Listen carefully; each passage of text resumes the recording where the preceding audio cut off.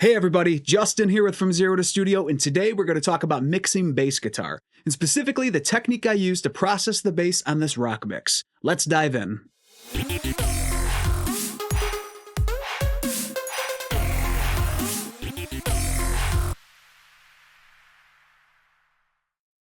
So here we are inside the DAW, and let's take a listen to this bass track.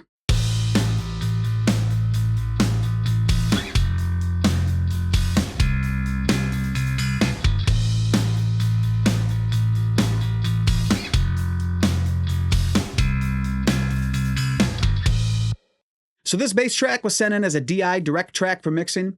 You'll see that I actually duplicated this track. So these were both the same exact track, but I've labeled them as a bass high and a bass low. And when you have a bass high and low track, what this allows you to do is process both of these separately. So you can have your high track, maybe you want some grit or distortion, a little bit more clankiness to it. And then you can process your bass low track separately, just to really have a nice, tight and balanced sub end in your mix that doesn't have all the distortion on it. So let's solo out this bass high track and see what we got going there.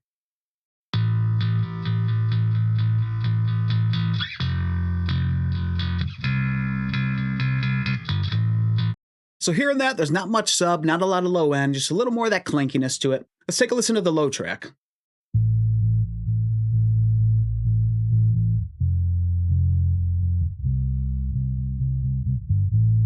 So that's just the opposite. None of the high end, none of the clankiness, just all the lows that we want there. Now let me show you a bit of the processing that I got going on here. On the bass guitar high track, I've got the virtual mix rack by Slate Digital. I'm driving the virtual channel a little bit. And I got some EQ boosting about 6 decibels at 1.3, about 3.5 decibels at 1.1. I'm not using the compressor in there. After that, I have an EQ that's high passing at 100 hertz to cut off some of those lows. After the EQ, I'm going into the CLA 76 compressor, and let's see how hard I'm hitting that.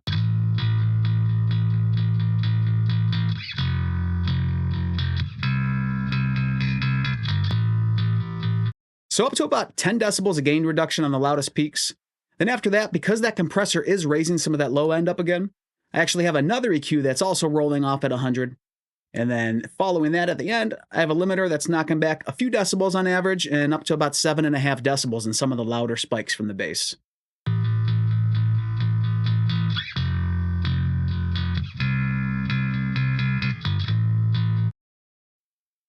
And what you could do is add some distortion. So I got Guitar Rig 6 open here, and this is the Trans amp, which is similar to the Sans amp bass pedal. Now let's hear how that sounds on here.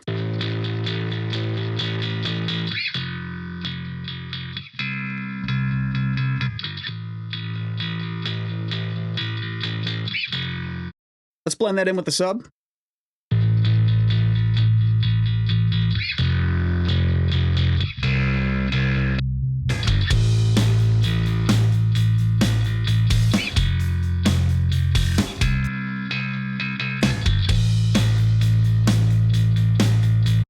Yeah, so even just a touch of that is pretty nice in there.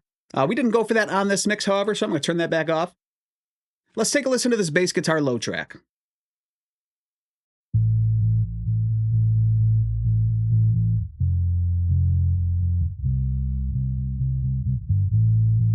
So once again, none of that clankiness, no distortion, just all that nice low end. Let's see what we got for processing. So we're starting out with an EQ, about 270 hertz, rolling off the low pass from there.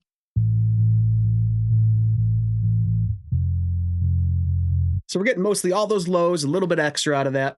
After that, we have another EQ that's rolling off actually the same.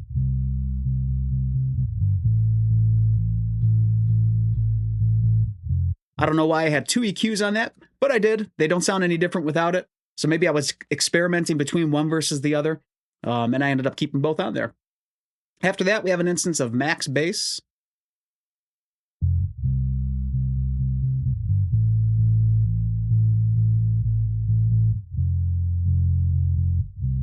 And so what MaxxBass does is it actually, when you have all that low end, it creates extra harmonics. So say, for instance, you're playing this out of your speaker, out of a phone speaker, and you don't hear all those subs because your phone speaker can't replicate that.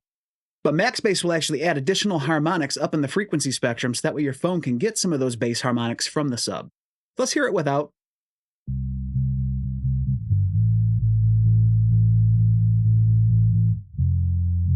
Here's with it enabled.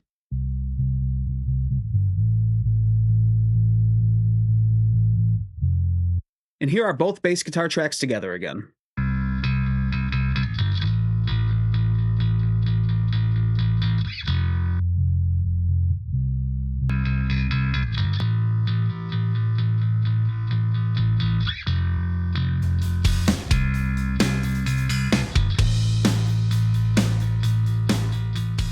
So you can see that by having control over both the high and the low bass guitar tracks, it really lets you fine-tune exactly how you want each of those elements to sound in the mix. A lot of people, especially when they're just starting out, struggle with mixing their low end and getting clarity between those instruments, and being able to control the low end of the bass guitar individually from the rest of the track will help to give you better results at having a consistent low end.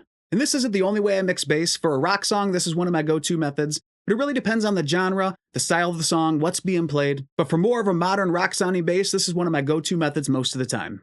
Now, as you're working on improving your recording and mixing skills, if you want a guide that walks you through every step of the process from songwriting and recording up through mixing and mastering, you can download the roadmap to a radio-ready song. This guide covers the 5 steps required to take your song from sounding like a demo to sounding pro, and you can download it absolutely free as my gift to you by going to FromZeroToStudio.com/roadmap, or by clicking the link below in the description, and you can start improving how you're capturing and creating your music. That's all I've got for you today. Thank you so much for watching and subscribing. I'll see you on another video soon.